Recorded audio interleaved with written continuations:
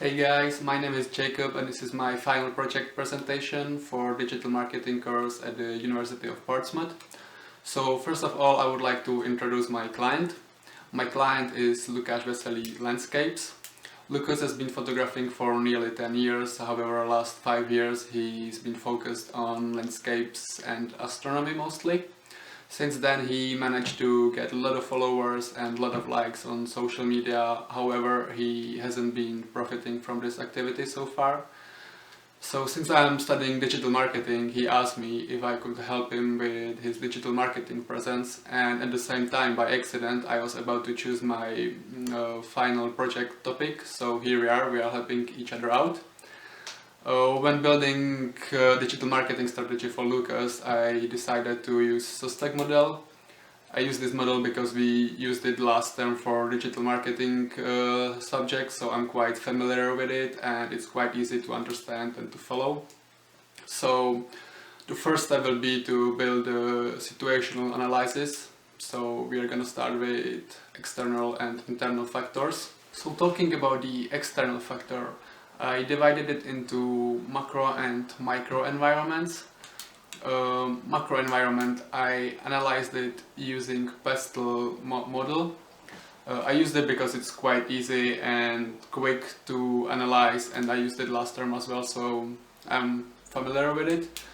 Using this model, probably most important aspect is check GDP, which is regularly growing up, which means that consumers are spending more and more money in services, such as is one of Lucas, which is great. Also talking about social aspect, these days people have more leisure time, so they are spending more time with their hobbies, such as photography, and they are interested in workshops, in photography for example, which Lucas is offering, so it helps him. However, at the same time, when people have more time and spending more time with photography, for example, it means that there are more photographers on the market, which could be considered as Lucas's competitors, which could be probably the biggest threat in macro environment. Also, Czech currency, Czech crown is getting quite strong these years against euro, pound or dollar. So if Lucas decides to penetrate any foreign markets, it will be a little bit more expensive for foreign consumers, so he needs to consider this. That's probably everything important about pastel. Talking about microenvironment, probably I already mentioned it, but probably the biggest threat in microenvironment are the competitors. Not only on the Czech market but also worldwide. If we consider worldwide competitors, there are a lot of competitors which have thousands of years of experience, a lot of budget and quite well built digital presence, so for Lucas it would be pretty hard to compete with these competitors. However, if we consider the local market, the Czech market, Lucas offers quite a lot of experience and a lot of knowledge, so if he combines it with pretty good digital marketing presence, he could gain some really good advantage over his competitors. So we'll try to focus on this. So after the external factors, I would like to talk about the internal ones. When talking about internal factors, it's important to realize that Lucas considers this activity only as a hobby, which means that the budget he's willing to spend is quite limited and the time he's willing to offer is quite limited as well. He's the only one who is running this business, if I can call it this way. So it's taking its prizes, especially considering website, which is quite poor, not very appealing, and there are a lot of things to be improved. On the other hand, we could say that Lucas has built quite a well-established social media audience, which is quite engaging and promising. And also Lucas offers a very individual approach to his customers or fans, so this could be considered as a big advantage. And also Lucas is focusing only on landscapes and astronomy, which gives him advantage over photographs which are focused on more broad aspects, not only landscape and astronomy. So we need to consider all these aspects. So after analyzing both external and internal factors, I decided to conduct a SWOT analysis, which could be used as a starting stone to build a digital marketing strategy. When conducting a SWOT analysis, probably the biggest opportunities are that Czech gross domestic product is regularly growing up, which means that people are willing to spend more and more money in hobbies and products. Also, these days people have more leisure time, so they get more time for their hobbies such as photography. So Lucas can use this for his workshops, for example. However, at the same time, if people have more time for hobbies such as photography, there will be also increase in number of competitors, which could be considered as a threat. Talking about strengths and weaknesses, probably the biggest strengths in case of Lucas are that his knowledge is quite good. He's been photographing for 10 years, and last 5 years he's been focused for landscapes and astronomy, so he's got a lot of knowledge and a lot of skills he can offer. Also, his social media accounts are promising, and he can use them very well if he knows how. On the other hand, we could consider weaknesses his website, because he doesn't have a lot of free time and his budget is very limited. So that could be considered as big weaknesses for him. Hey guys, so since I'll be showing you a lot of things on my client's website or social media account, I decided to switch to my web camera. I also downloaded a streaming software so I can stream my screen on my laptop and show you all I wanted to. But for now I would like to talk about audience and primary search.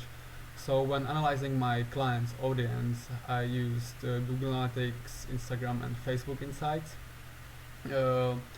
If I say some average results in the audience, probably the most common age range in my client's audience is between 25 and 34, followed by 35 to 44 years old. Talking about the geography, the most people to social media and website is coming from the Czech Republic, which is around 60%. And the remaining 40% is almost equally spread around the world, where a little bit more common are people coming from Germany, Austria and the United States. When looking at Google Analytics, we can also see that most common interest groups are outdoors enthusiasts, business professionals, electronics consumers and science and astronomy people. Since the organization or Lucas's business has almost no customer base, this information will be used as a starting point to build buyer personas, which will be serving as a potential customers target. So now I'm going to talk about the primary research I undertaken. When undertaking the primary research, my main goals I was trying to achieve were to get a better insight into clients' audience, gain an insight into clients' potential customers, understand the customer behavior in clients' industry, and get ideas and inspiration for the digital marketing strategy objectives and goals. So to do so, I decided to undertake a questionnaire or online survey. I decided to do this because my client has quite a big online audience, which could be used as potential respondents. When looking at the results of the survey, we managed to collect 118 respondents, where the most common age range was 25 to 35, and the rate between male and female was 70 to 30%. So I can say this audience is quite similar, or the respondents are quite similar to the audience of my client's social media accounts, which makes sense because most of the respondents came from his social media accounts. When analyzing the data from the primary research, I used most of the data in my digital marketing strategy, which I will talk later on. But if I can summarize it up, the most important insights from this primary research were the ultimate platforms for landscape photography browsing is Instagram. 85% of respondents chose this, followed by Facebook, 65%. The third one was Pinterest with only 8% of respondents. So this is why I decided for my digital marketing strategy to use only Instagram and Facebook, because these two platforms are the major ones. Also, 75% of respondents would appreciate blog articles with location tips as most desirable, 80%, followed by educational content, 62% of respondents. Also, 50% of respondents would appreciate an email newsletter with most desirable content as news from landscape photography, 70%, followed by authors, blog articles, 50%. I was a little bit disappointed with only 50% of people choosing that they would be interested in newsletters. However, 50% is still a big number, considering that my client's Instagram audience is around 6,000 people. That makes 3,000 people would be potentially interested in newsletter, which is quite a lot. And also 93% of respondents would choose author's website while buying any product services, followed by social media contact forms, and that's only 30%. So 93% of respondents would choose website to buy any product or service, which gives me an insight that my client's website must be top-notch in order to make some conversions. So I decided to start streaming my screen so I can show you some content. I guess it's going to be easier. So after collecting all the data from primary research, Google Analytics, or primary Facebook and Instagram insights, I was able to create some buyer personas. Before creating them, I had to realize that my client has basically two audiences. One audience are photographers who are interested in learning more about photography, and the other audience are broad people who would be willing to buy some of his products, for example prints. So when creating buyer personas, I decided to create in total 5 buyer personas, where one is representing a negative persona, which is a no-go, and the remaining 4 are positive personas. So if you're gonna look at them, the first one is the old boy Tom. Tom used to be a professional climber. He used to spend a lot of time in nature, climbing. He spent a lot of time looking at sky. He's a nature guy. Now he's getting old, and he's trying to find a way how to memorize all his memories from the past. He's also old, so he's using only Facebook. And yeah, he could be a potential buyer who could buy my client's prints or other products. The other one is Wise Philip. Wise Philip is in his middle age. He has a family. However, he likes to photograph he likes to take some pictures, and he would love to learn more. So another persona is Wise Philip. Wise Philip is in his middle age. He has regular income. He has a family with 2 kids and a wife. He loves to spend some time with his family in the nature.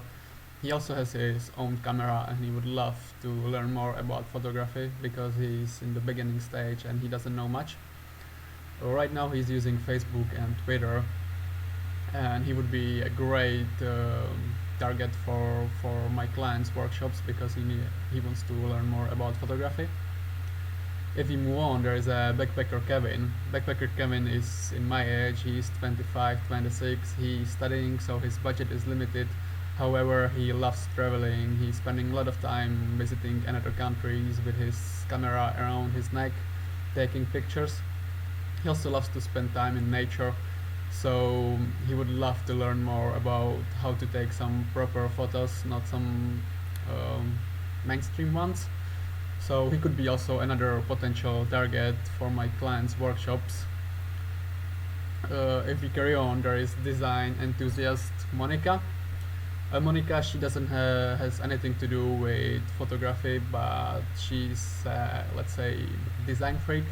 She likes to make her place looking nice. She's also working as a designer, so she design other people's places. I don't know, interiors. So she could be a potential buyer of my clients' prints or another products, for example, calendars, which she can use as design objects. And there is this one negative buyer persona, which is Carolina the kid. Carolina is quite young. She's 18. She's quite active on social media. She's using almost all the social media platforms. However, she's very young and she doesn't really know what she wants to do in the future. So right now she's having a lot of hobbies, a lot of activities, but it's changing a lot. So right now she might be interested in photography, but in another 2 or 3 months she will be interested in animal rights or fighting climate change or whatever.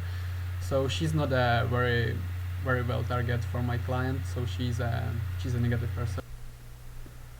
So after collecting all the data from primary research and situation analysis, I was able to start developing a digital marketing strategy for my client.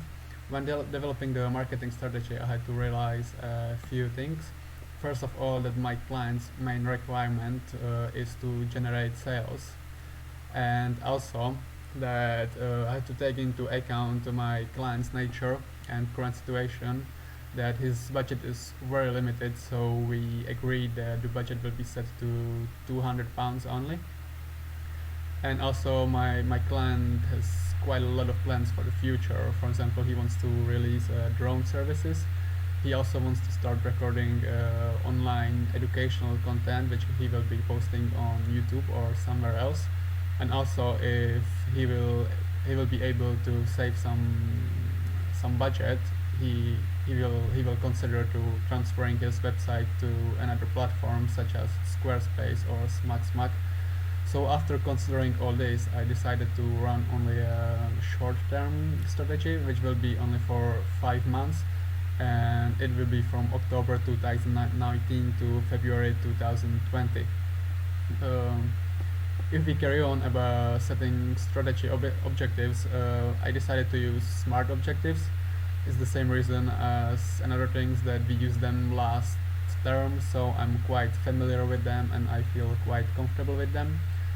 So if I'm following my client's main requirement, which is to generate sales, I set my main objective to generate £400 profit until February 2020. That's the main objective which I'll be trying to reach, and I'll be trying to reach this objective through some sub-objectives, which will be first lead generation objectives. So I will try to generate 100 leads via email marketing, blogging and social media activity until February 2020. I will also try to increase web traffic by 25% until February 2020. I already mentioned before that my client's current website situation is quite poor. He is receiving around 200 visitors each month, which is not very good. So I will try to increase it by 25% until February 2020. And there will be some conversion objectives to generate that £400. First of all, we will try to sell 30 pieces of 2020 calendar until December 2019. My client did this last year. He sold around 20 pieces of calendar, and the campaign was very successful, so we'll try to do it again this year, but in a bigger scale. We'll also try to have 5 workshop sign-ups until February 2020 and have 2 prints sold until February 2020, but this one is only optional. It will depend on other aspects. I'm going to explain it later on. So after setting my objectives, I was ready to start developing specific campaigns to reach my objectives. So the first one, and probably the most important one, was the website optimization. It's well known that website is probably the most important element in digital presence, as it's basically the landing site for all the campaigns. if it's either social media or email marketing. This fact is also supported by my primary research results, where 93% of respondents chose website as the main location where they would seek to make any purchase. So I knew I have to do something about my clients' website conditions. At the same time, I also knew that my client's budget is quite limited. It's only £200, which is not much. And also, in the future, if my client gets enough money, he would like to transfer his website from WordPress platform to SmackSmack or Squarespace platform. So I didn't want to go too deep in this optimization because there might be some changes in the future, but I wanted to do some major changes so it's more visitors friendly. So first of all, what I did, I restructured the whole blog page. If we take a look at the original blog page, how it looked before, it wasn't very appealing. These are each blog articles. There's no preview, there is no publish date, there are no social media share buttons, there is not much. Each picture has different size. It's not looking very nice. I knew I have to change it. So I downloaded some plugins and I restructured. I'm gonna show it here. I restructured in a menu looking like this, so we can share each blog article. There is also a date when it was published. There is a preview, so people can read something before opening it. So it's definitely looking better than before. The pictures are more aligned than before. The whole design of the blog page is looking much better now. Also, if you open each article, there will be previews and next. So after visitors finish reading any article, they can go to the next article, the previous article, which makes them stay longer on the website. So this is about blog page. Next one I restructured is the workshop page, which is translated to kurzy in Czech. So if we look at the original page, how it looked before, you can see a long list of workshops in one page, which is not very nice. So each workshop doesn't even have its specific landing page, which is not good for promotion or driving traffic or stuff like this. So what I did, for each workshop I created a specific page. Also about the album, the loading speed was quite low because the pictures are big. What I did, instead of album, I used a slide form. So there's only one photo loading at a time, which is increasing the loading speed. And this not very nice looking sign up form, I restructure it and I put it into each individual workshop. So if people sign up, my client knows to what workshop they are signing up.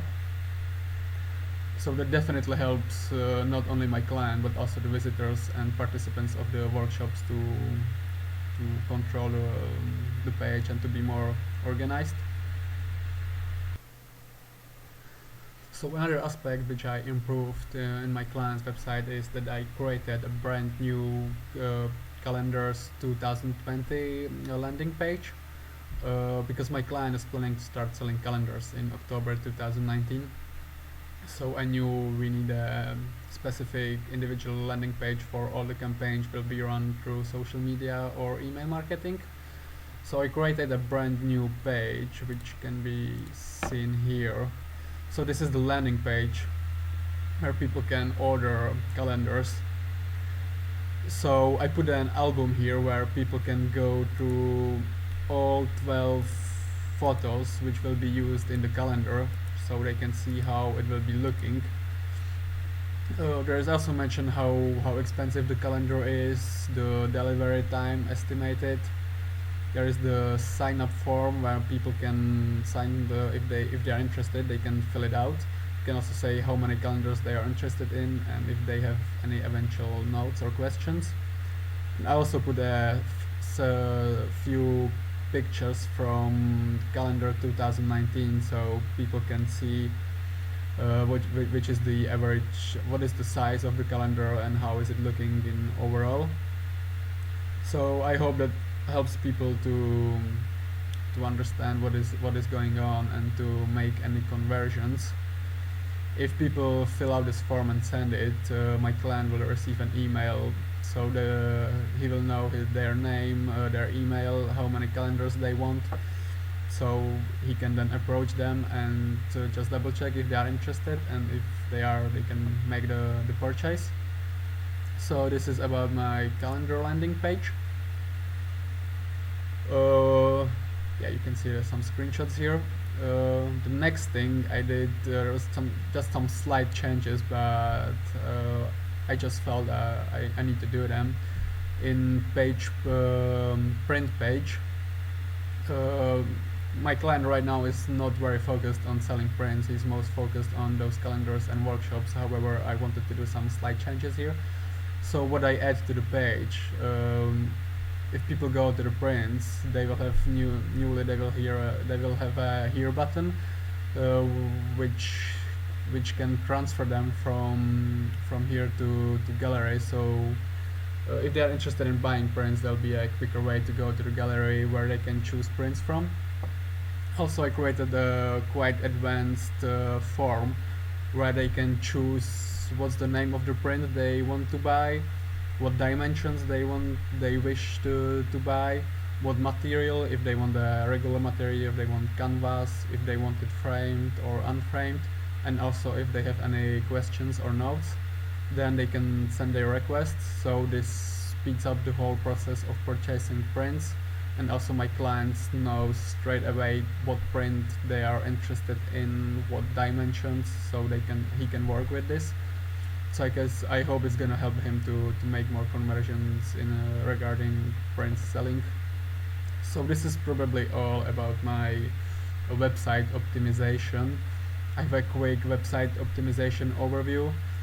So when I was checking how many hours it would approximately take to make these changes, it took me literally days to make these changes, but it was quite new for me. I've never worked with WordPress before, so I tried to look up how many hours it would take to some professionals. I visited some pages who are focused, who have people who are experts for this. So the approximate hours would be 3 hours to do all these changes, and for 3 hours my client would be charged in average £75, which is 2,000 Czech crowns. Also have how it helps to reach my objectives. So basically all other campaigns will be driving traffic to my website, to my client's website. So this is the core point of the whole strategy.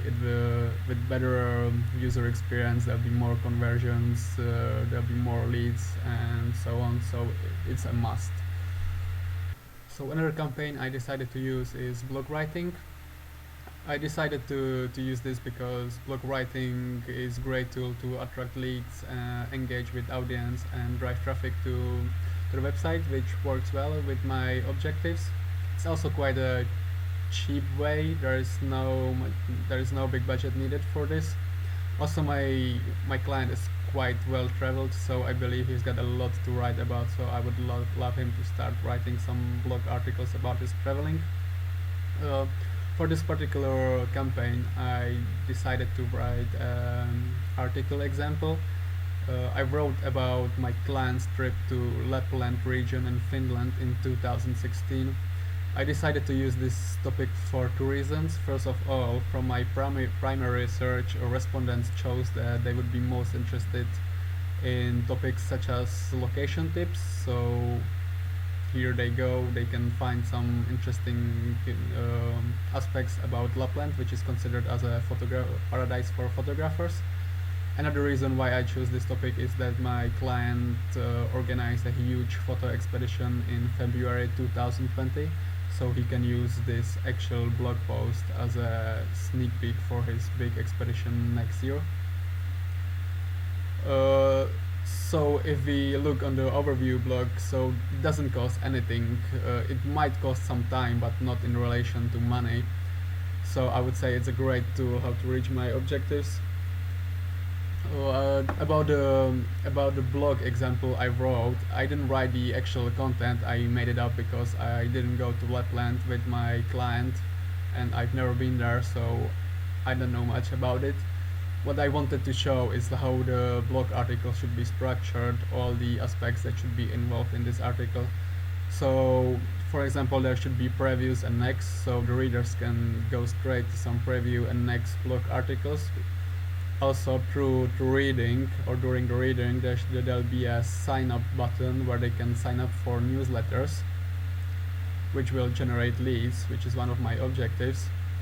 Also, there'll be some external and internal links included, so it will have some basic SEO support, which I'm not focused on, but if he writes some blogs, it should be mentioned there.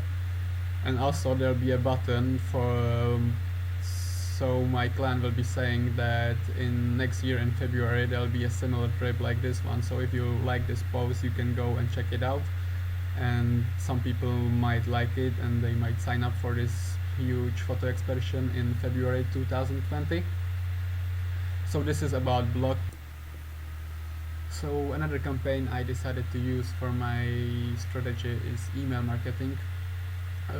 My client wanted to use emails to inform his audience about new workshops, so I used this opportunity to create an actual email marketing campaign, not only for workshops but also for another stuff.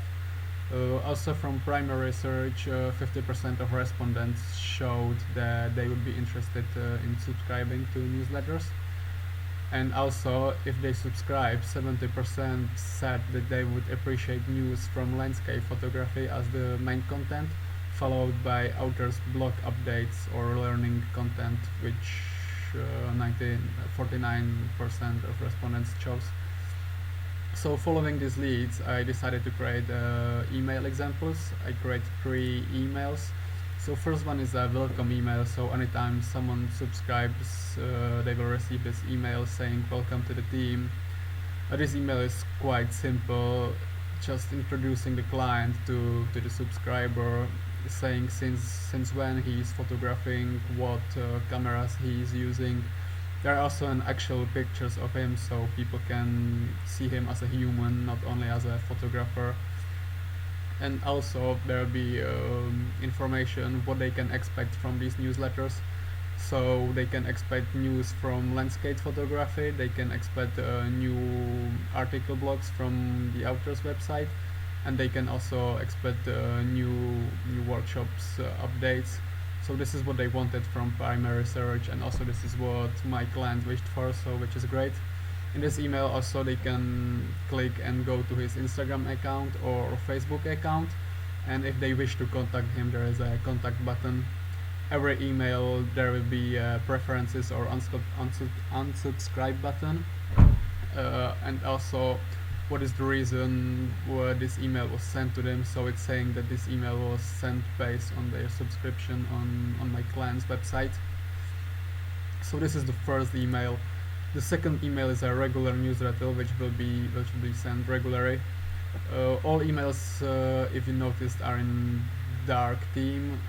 That's because my client is focused on astronomy and his website is dark, so I wanted to align this theme with the rest of my client's presence.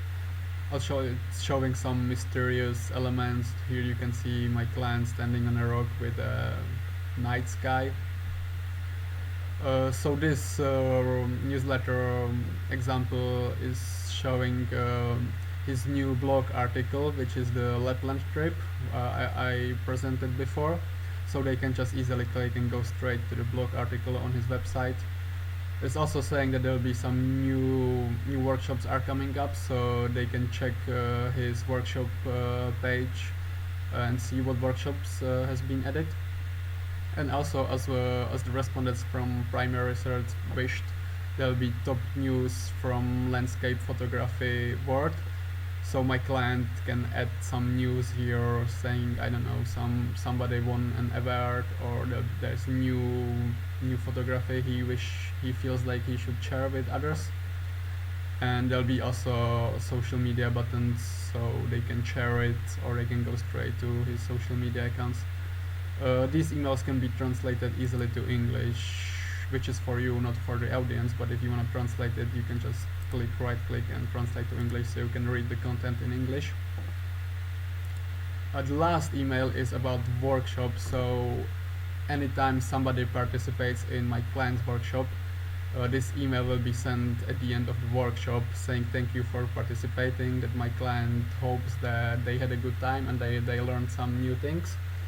Also, there'll be a Google Drive link where my client posts some group photos, selfies, or also encourage other people to upload their photos they had, which is great. And also, it's very important, there'll be a feedback form. So my client will be asking all the participants to fill out this feedback form, which is a regular, easy Google form feedback form. So he can see what they liked, what they didn't like, what he should improve, what he should add or not do. And also they can follow him on Instagram, Facebook, or contact him if they wish. So these 3 emails are examples how the whole email marketing will look like. I'll be using, for this purpose, I'll be using Campaign Monitor platform, which is something like MailChimp. It is a paid platform, which is a little bit disadvantage. However, they have really great looking themes which align with my client's team. So I believe it's very important for him to use these themes, and also it's not that expensive. It's only $9 per month, which is £7 a month. So for this whole campaign or strategy, it will be 5 months multiplied by 7, so that's £35 for the whole campaign.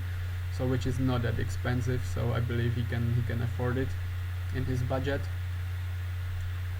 How this email marketing will help to reach my objectives? So it will definitely drive traffic to the website through the links which I used in the email. It will generate leads through sign-up forms, which I'm going to show you in a second.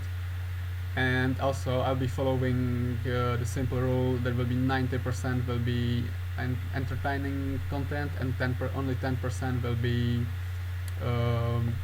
sales driving content, but the 10% can be used to promote, for example, prints or those calendars he will be selling. So about those sign-up forms, first form will be always visible on the side of the website, so if you hover over or click on it, this window will pop up where people can easily sign up to his newsletters. And also, if new visitor comes to the website, there'll be this pop-up window which is saying subscribe to learn more about landscape photography and get regular news from the industry.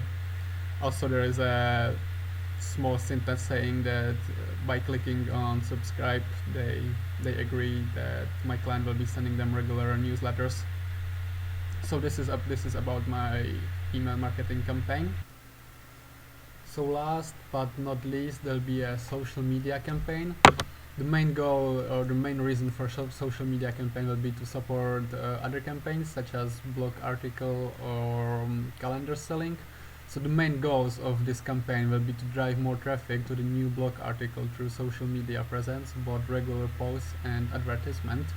Another one will be to support 2020 calendar sale. It will be through regular posts, and if needed, there will be some calendars remaining, then there will be advertisement campaign ready. And if there is some budget left, which is optional, the remaining budget will be used to sell 2 prints on the website. It's also important to mention that all social media campaigns will be using Bitly platform, which can generate their own links, which can be tracked on Google Analytics. So we will know exactly how this campaign is doing and how are we reaching our objectives. So here I'm adding some examples of the posts on social media. So this is a blog article post. When the blog will be released, this post will be posted on Facebook and Instagram. Here using the Bitly link, so we can track it. Here's the translation. So it says, I've just finished writing this travel guide about Lapland for all enthusiastic photographers and travelers. If you need some new location inspiration, go ahead and check it out and leave me a comment what you think about it. There's also a version for Instagram stories, so people can swipe up or find the link in my client's bio. That's about the blog article, the calendars. So the objective is to sell 30 calendars. So first there'll be posted some regular non-paid posts, and if it's not enough and there'll be some calendars which are still not sold, there'll be £50 ad campaign ready to make sure all remaining calendars will be sold. So this is a regular post, not paid, so people can find more photos in the post, so they can go through and see what is it about, how is it looking, which is similar to the landing page. If it's not enough, this paid campaign will be used to make sure all the remaining calendars are sold, so we can reach the objective. Or print sale, which is optional, it depends on the calendars. If there is some remaining budget from the calendars, it will be used to this print sales. So the main objective is to sell 2 prints, which might sound a little bit funny, but prints are quite expensive, and selling 2 prints would be a great deal for my client. So I would say 2 prints are quite realistic. So this is an example of sponsored post on Facebook in order to sell some prints. So there will be free delivery, which, by the way, in primary research was chosen as the most welcome feature for selling prints. So in the overview, the cost of this campaign will be between £30 and £80, depending how calendars will be selling well. And how it helps to reach objectives. So it will be driving traffic to the website, it will be making conversions by selling 30 calendars and eventually 2 prints, and also it will generate some leads and conversions through the blog article. So this is all about my campaigns. This is how the digital marketing strategy will be undertaken. So regarding the ROI, I don't want to go too deep into this calculation because it would take around 15-20 minutes to explain everything. However, there is a basic table explaining for how much each product or service is sell for, how much does it cost, and so what's the profit per item. So this is a starting point for the calculation. Also, there is a final profit which varies between 460 and 580 depending how the campaigns will go, which is great because the main objective was to reach at least £400, which this is more than that. Also, the total cost range will between 135 and 185. Again, we agree that the total budget will be up to 200, which this is less. That's good. So using these numbers, I was able to calculate an actual ROI. However, those ROIs are quite estimated or average, so I decided to create worst case scenario ROI and the best case scenario ROI. So if everything goes wrong, the worst case scenario would be 149%, which is not bad considering only £200 would be spent. If everything goes as good as it possibly could go, the ROI will go all the way up to 213%, which is even better. And also it needs to be considered that some aspects of the strategy are long term, so they cannot be calculated, so the actual value of the strategy will be a bit bigger than those numbers I'm showing here. So this is probably all from my presentation. I hope everything is easy to understand and readable. So I would like to wish you good luck with reading it, watching it, and eventually marking it, and hopefully see you next year at graduation in Portsmouth, guys. See you.